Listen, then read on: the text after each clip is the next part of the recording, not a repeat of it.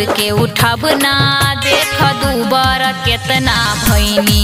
राजा कदन दूध के उठब ना देख दूबर केतना भैनी।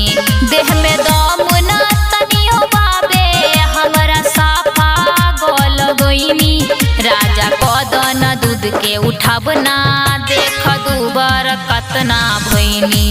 राजा कदन दूध के उठब ना देख दूबर कतना भैनी। राजा कदन दूध के उठब ना देख दूबर कतना भैनी। राजा कदन दूध के उठब ना खात रहे दही दूध पियत रही माठा। एही से राजा पहिले रहनी हाट काठा। खात रहे दही दूध पियत रही माठा।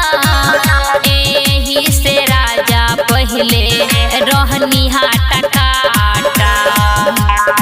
रहनी दे दासा के बनल अब एक लीवर हो गईनी। रहनी दे दासा के बनल अब एक लीवर हो गईनी। राजा कदन दूध के उठब ना देख दूबर केतना भैनी। राजा कदन दूध के उठब ना देख दूबर केतना भैनी।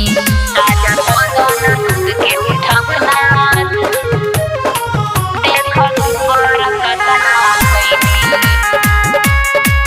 राजा कदन दूध के उठब ना नैहर के सुख नाही ससुरा में मिले।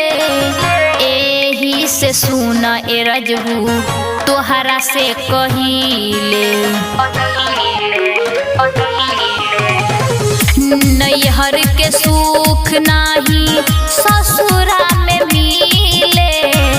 एही से सुन रजबू तोहरा से कहिले। सुन संतोष सबरिया कहते कहते हार गईनी। सुन संतोष सबरिया कहते कहते हार गईनी। राजा कदन दूध के उठब ना देख दूबर केतना भैनी। राजा कदन दूध के उठब ना देख दूबर केतना भैनी।